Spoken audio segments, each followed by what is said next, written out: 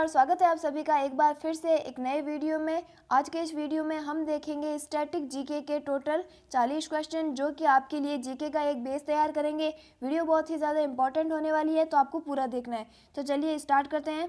तो पहला प्रश्न है हमारा कि मानव शरीर की किस ग्रंथि को मास्टर ग्रंथि बोला जाता है। तो हमारे शरीर की कौन सी ग्रंथि को मास्टर ग्रंथि बोला जाता है? तो पीयूष ग्रंथि को। और आप सभी जानते हैं कि जो पीयूष ग्रंथि होती है वो मटर के दाने के आकार की होती है, ठीक है फ्रेंड्स, और उसे कौन सी ग्रंथि बोला जाता है? मास्टर ग्रंथि। चलिए नेक्स्ट क्वेश्चन, अगला क्वेश्चन है क्वेश्चन नंबर 2, कार्बन का सर्वाधिक शुद्ध रूप कौन सा है? तो फ्रेंड्स आप सभी जानते हैं कि जो कार्बन होता है उसके कितने 3 अपर रूप होते हैं। कौन कौन से? एक हो गया हीरा, दूसरा हो गया ग्रेफाइट और तीसरा हो गया फुलरेन। हमें पूछा है कि इन तीनों में से सर्वाधिक शुद्ध रूप कौन सा है? तो आंसर क्या हो जाएगा? हीरा। अब बात करेंगे कार्बन के परमाणु क्रमांक की। तो आप सभी जानते हैं कि जो कार्बन होता है उसे हम C से दर्शाते हैं और जिसका परमाणु क्रमांक कितना होता है? 6। फिर अगला क्वेश्चन है क्वेश्चन नंबर 3, एक्स रे का आविष्कार किसने किया? तो फ्रेंड्स कई प्रकार की किरणें होती है जैसे कि गामा रे होती है, यूवी रे होती है, विजिबल रेज होती है। तो हमें पूछा है कि जो एक्स रे है उसका आविष्कार किसने किया था? तो आंसर राइट हो जाएगा रंटजन ने, ठीक है। फिर अगला क्वेश्चन है किस धातु का प्रयोग मानव द्वारा सबसे पहले किया गया? तो तांबे धातु का प्रयोग मानव द्वारा सबसे पहले किया गया, जिसे हम किससे दर्शाते हैं?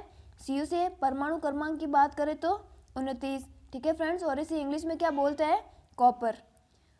फिर अगला क्वेश्चन है क्वेश्चन नंबर 5, अंतरिक्ष यात्री को बाह्य आकाश कैसा दिखाई देता है? यानी जो अंतरिक्ष यात्री अंतरिक्ष में जाते हैं तो उन्हें बाह्य जो आकाश है वो कैसा दिखाई देता है?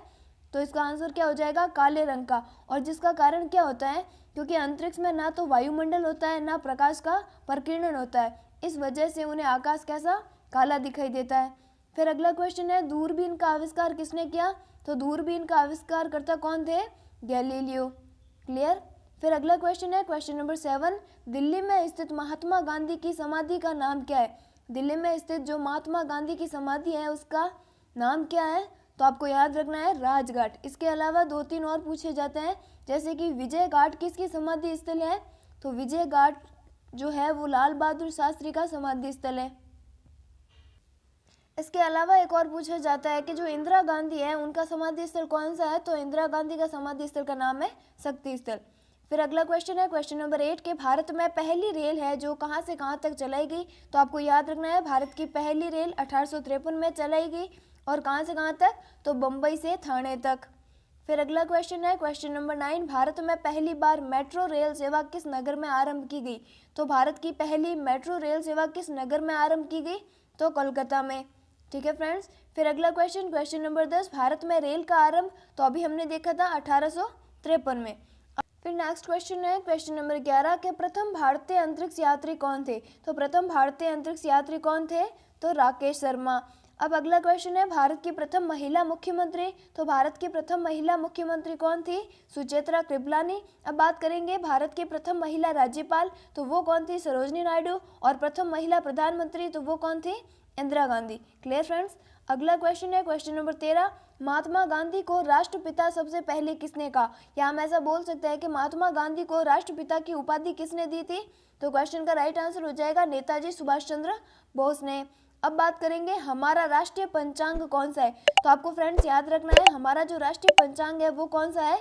शक संवत। अब मैं आपको बताऊंगी कि कैसे मतलब सन को आप शक संवत में बदल सकते हो। तो फ्रेंड्स आपको बीच में क्या रखना है? सन। अगर आप इस सन में +57 ऐड कर दोगे तो वो बन जाएगा विक्रम संवत, ठीक है फ्रेंड्स। अगर आप इसमें से -78 करोगे तो वो क्या बनेगा? शक संवत। आपको याद कैसे रखना है? बीच में हमारा क्या है? सन। अगर उसमें हम +57 ऐड करेंगे तो बन जाएगा विक्रम संवत, और अगर हम -78 करेंगे तो वो क्या बन जाएगा?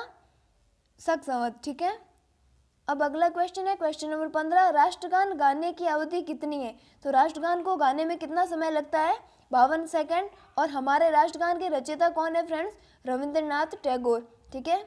फिर अगला क्वेश्चन है रेडियो एक्टिविटा की खोज किसने की? तो रेडियो एक्टिविटा की खोज किसने की थी? हेनरी बेकरल ने। फ्रेंड्स ये क्वेश्चन एकदम बेसिक है और आपके बेसिक नॉलेज को बढ़ाएंगे। फिर अगला क्वेश्चन है पेस मेकर का संबंध शरीर के किस अंग से है? तो पेस मेकर का संबंध हमेशा किससे होता है? हृदय से। फिर अगला क्वेश्चन, लौह पुरुष किस महापुरुष को बोला जाता है, या लौह पुरुष की उपाधि किस महापुरुष को दी गई, तो सरदार वल्लभ भाई पटेल को, जो कि भारत के पहले गृह मंत्री थे।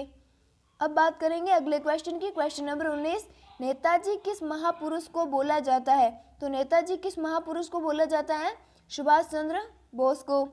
फिर अगला क्वेश्चन है, दिल्ली में स्थित लाल बहादुर शास्त्री की समाधि, मैंने आपको पहले ही बताया था कि विजय घाट किसकी समाधि स्थली है, लाल बहादुर शास्त्री की।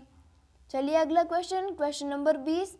तो फ्रेंड्स क्वेश्चन नंबर 20 है, महाभारत के रचयिता कौन है, तो महाभारत के रचयिता कौन है, महर्षि वेदव्यास। अब बात करेंगे फ्रेंड्स, एक और क्वेश्चन इंपॉर्टेंट है, पूछा जाता है महाभारत का फारसी अनुवाद क्या कहलाता है, तो रजबनामा, ये भी आपको याद रखना।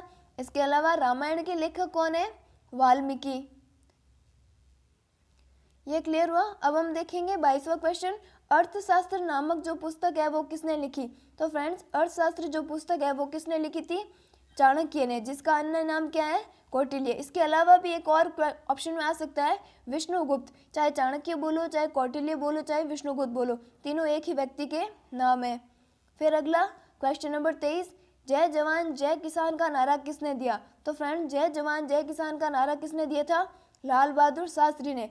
अब इसमें आप एक और ऐड कर लो, जय विज्ञान, यानी ये क्वेश्चन पूछा जाए कि जय जवान जय किसान जय विज्ञान का नारा किसने दिया, तो हमारा आंसर क्या हो जाएगा, अटल बिहारी वाजपेयी ने। अगर इन दो का पूछा तो लाल बहादुर शास्त्री, जय विज्ञान ऐड कर दिया तो अटल बिहारी वाजपेयी। चलिए अगला क्वेश्चन, क्वेश्चन नंबर 24, संविधान सभा के स्थायी अध्यक्ष कौन थे, तो पहले तो ये बताओ संविधान सभा के अस्थायी अध्यक्ष कौन थे, तो सच्चिदानंद सिन्हा, और स्थायी अध्यक्ष कौन थे, डॉक्टर राजेंद्र प्रसाद। और संविधान सभा की पहली बैठक कब होती है, 9 दिसंबर 1946 को। फिर अगला क्वेश्चन है, संविधान सभा की प्रारूप समिति के अध्यक्ष, तो प्रारूप समिति में कुल कितने 7 सदस्य थे, जिसमें से अध्यक्ष कौन थे, तो डॉक्टर भीमराव अंबेडकर।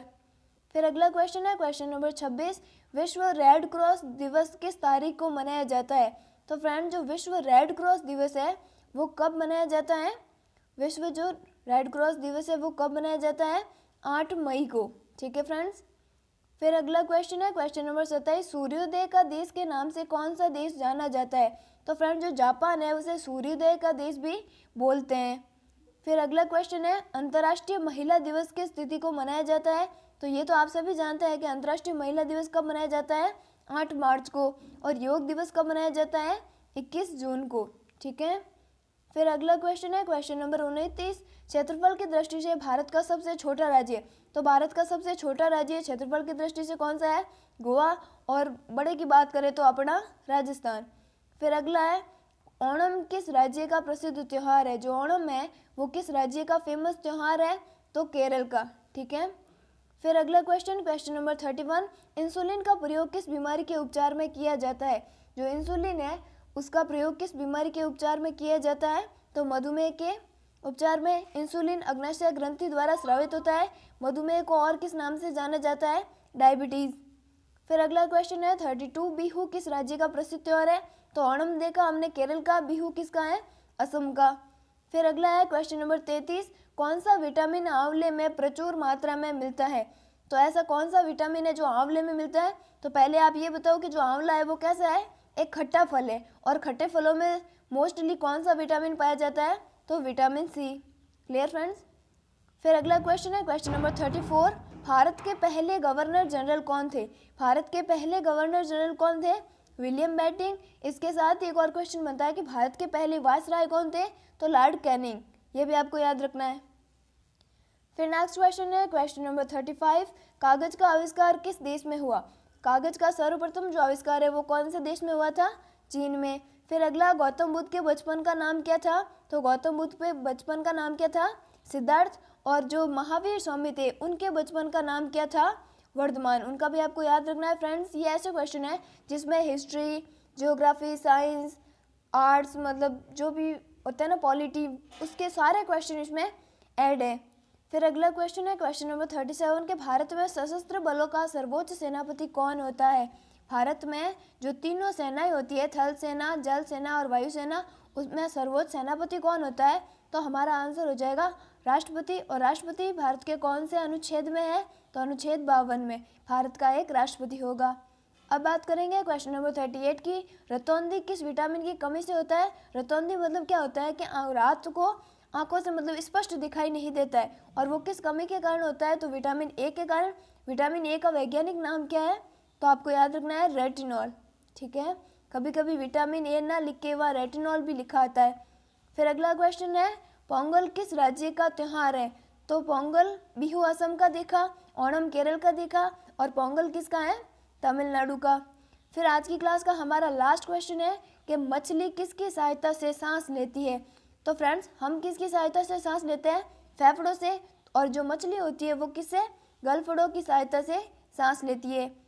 तो ये तो हमने टोटल 40 क्वेश्चन देख लिए। अगर आपको क्वेश्चन इंपॉर्टेंट लगे, वीडियो अच्छी लगे तो लाइक करना, चैनल पर नए हो तो चैनल को सब्सक्राइब भी ज़रूर करना। Thank you, thanks for watching this video.